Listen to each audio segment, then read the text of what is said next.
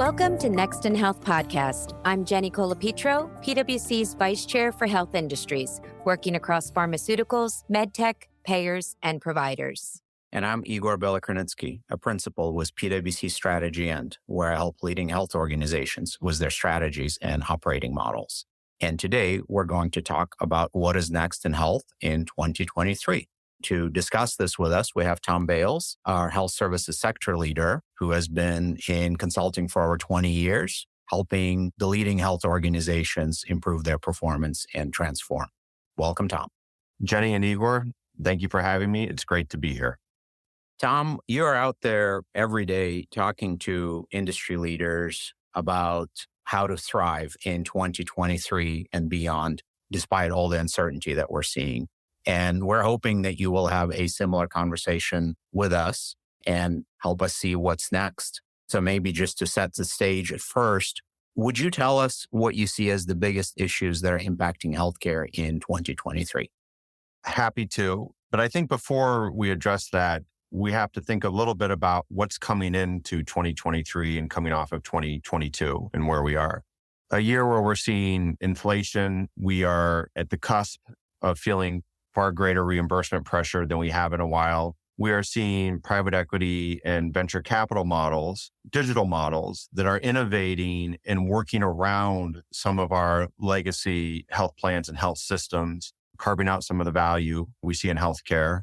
We are seeing a consumer market that's actually really starting to take shape. Consumers have more of a voice. They have more of an opportunity to go shop than what they've had in the past. We're seeing some of the control limits for risk in this industry expanding. And what I mean by that is the variability in risk that healthcare is experiencing from peak to trough is greater than it's ever been. We have chronic labor shortages. They've been persistent. Through COVID, they've been exacerbated. And as we come out on the other side, they're still with us. And then there's patterns of deals that are shaping healthcare that now have almost become repeatable. And they're almost predictable to some extent.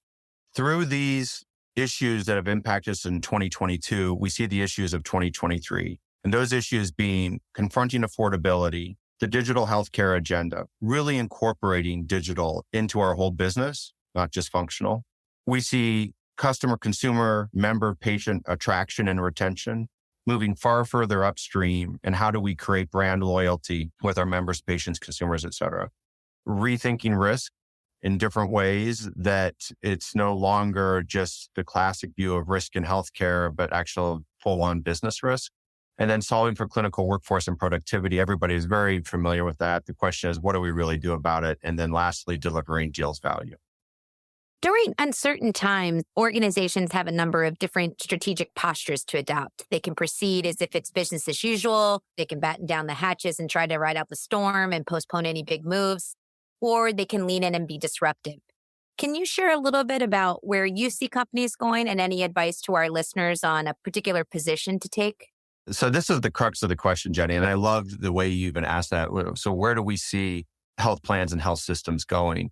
And I think what we're trying to say here is we see organizations that as a sector are making moves for resilience, are making moves for recession readiness, are quote unquote weathering the storm. But that's not really the end game. The end game here is we have to do much more than just weather the storm. And I think that this is the year that when we start to look at these topics, and we called it confronting affordability because it's something we've been talking about for a long time. And we know that many of our clients, that when they start to look at their costs, as an example, there's probably things that they can do that are going to get them to their sort of 10% cost reduction for the year, or may get them a little bit back into the black. But they're going to be confronting a picture of the future here that is vastly different. In 5 to 6 years, they're feeling competitive pressures, whether that be from physician aggregators, that be from much larger scale health organizations than we've ever seen in the history of the US, outside of the government, coming together that are going to force them to say, I can't just keep making incremental changes year to year. I have to look forward and say, what does 5 years from now look like? And how is it that I take action around convergence of technology, take action around how do I intersect with retail, take action around how do I think about my consumer, and start to think about what will my value creating advantages in the future look like? that are different than where I've been for the last 30 years. And I think what we're trying to say is in 2023, it's an opportunity to, yes, to shape and mold your business a little bit, but it's an opportunity to actually set a different kind of a destination here than where we've been. Thom, that's really helpful. And as I think about navigating through this year and kind of looking at the different instruments, the six that you've told us, affordability, digitization, customer risk, workforce, and deals, what do they all have in common? Why is it about these six items? These six items in and of themselves, you look at them and they're chronic issues. They're issues that we have been as an industry trying to address the challenges of for a period of time. What we see that's going on around them, though, is we see different stakeholders, different legacy incumbents attacking them at different paces. And depending on which market you're in, or whether or not you're a small health plan that's in a region, or you're a national, or you're a health system, or you're a physician practice, you are feeling the pace of change around these issues differently. And probably what's most important to that is there are actually some innovators coming in around the edges of this system that are moving faster, and they're creating greater pressure for those that are locked into a legacy business model than for those that are actually trying to figure out how they engineer something new. You know, I was at a conference recently, and I won't say who this was, but for $150 a year, there is somebody that has come into primary care. They have over 40 touch points a year with every single patient that they have. And they do that for $150, and they meet all of their health needs through primary care. Well, when you start to set that kind of a threshold, that's an example of a complete rethinking of what is an engagement model, what does delivery of primary care look like, and how do you bring together differences in digital channels versus on-site care, that it sets a different threshold. And that's the kind of a future that we need to be looking at, grounded in what is really a chronic issue that we've been facing for a lot of years now. Love that example. And some of these items that you're describing, we have touched on in previous episodes of the podcast. We've talked about, for example, some of the workforce shortages and how those might be addressed more systemically. And I'm wondering if you would say a bit more about how to solve for greater affordability and the role that digital could play in that, sort of continuing in this example that you started with. Absolutely. So affordability fundamentally, and confronting affordability fundamentally has to be around disrupting costs. And in healthcare, we talk about the administrative costs and we talk about the medical costs. Well, the reality is also we live in a world today where those two things are coming together very quickly. It's not just value-based payments or value-based care, it's value-based collaboration. We have to, as incumbents, think about reshaping and re-engineering our financial and business models. And if we don't, competitors and or startups or entrants that come from outside of healthcare are likely to beat us to this. We have to look at things very practically. We have far better insights on our workforce than what we have in the past. What can we do to simply help them in their work? Make life easier for them? Where are their pain points? Automation abounds today. And yet I will tell you, when you talk to the vast majority of our clients, there's a scarcity of automation that actually improves the life of the employee itself or themselves. Sourcing and partnerships. It is very clear that health is an ecosystem. It's an ecosystem where there are massive dependencies. If we didn't learn that during COVID, I'm not sure what else we learned.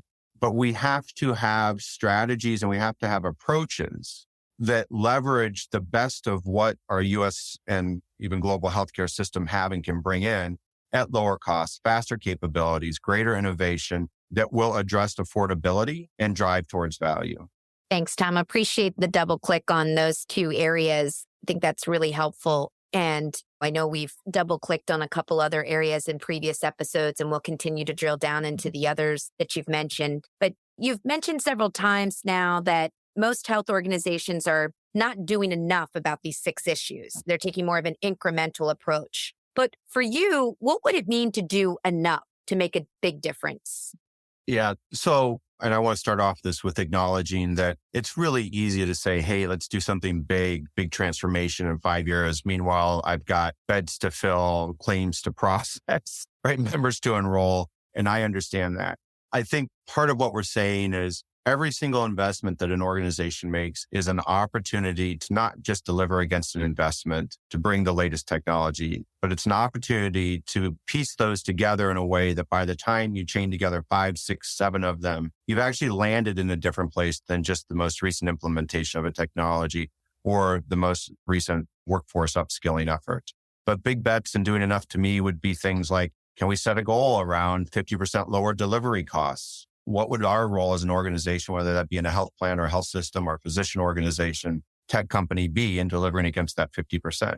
Can we think about what does it mean to eliminate the middlemen? We have all kinds of middlemen in U.S. healthcare, and many of them perform very important roles around helping with complexity, just, wayfinding, distribution, understanding efficacy, et cetera. But the reality is when we step back from that, if we were able to have simpler answers, simpler understanding, simpler processes, much of that could go away. They're solving for complexity that we have.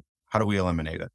Things like, what would committing to a consumer across life look like? Myself, I don't know how many health plans I've been through in my career, but if somebody early in my life had said, for you, Thom Bales, we'll commit to supporting you across your whole health journey, you have to believe that that would lead to a different set of interventions in my life, how I think about health wellness, certainly probably more transparency in my own eating habits, et cetera. But it could be a very different kind of a relationship. And then lastly, as a health organization, what would be doing enough? Well, what if we were to really challenge ourselves? Take a community, take a geography, take a population and say, that population, we are going to increase their lifespan by 5 years.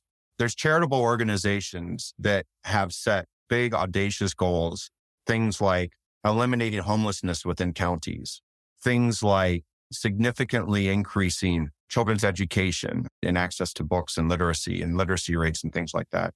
What can we do to set bigger goals than what we have today that really, honestly, are just driving around the edges?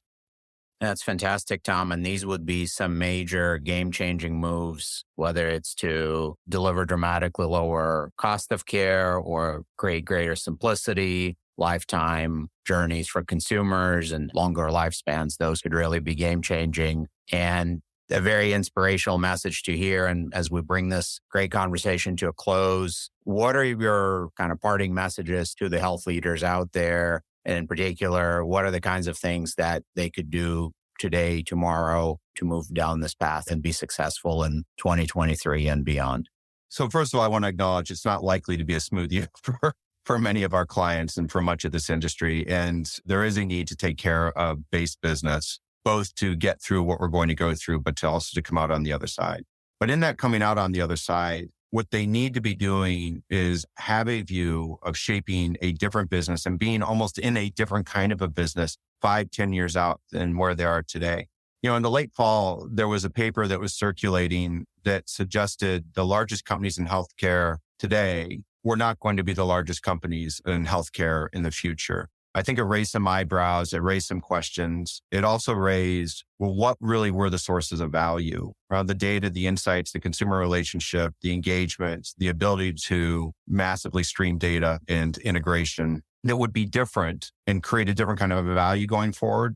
And I think that's the question that regardless of who you are, you have to be asking, and then build that into your investments that you're making today, into your business, into your talent, into the systems that you work with. I think those are the actions that you need to be taking. Thom, thank you for joining us today. We will link the report in the show notes, and we encourage you to read it and to follow the speakers on social media. For more on these topics and other health industry insights driven by policy, innovation, and care delivery changes, please subscribe to our podcast at pwc.com/US/Next in Health Podcast, all one word. Until next time, this has been Next in Health.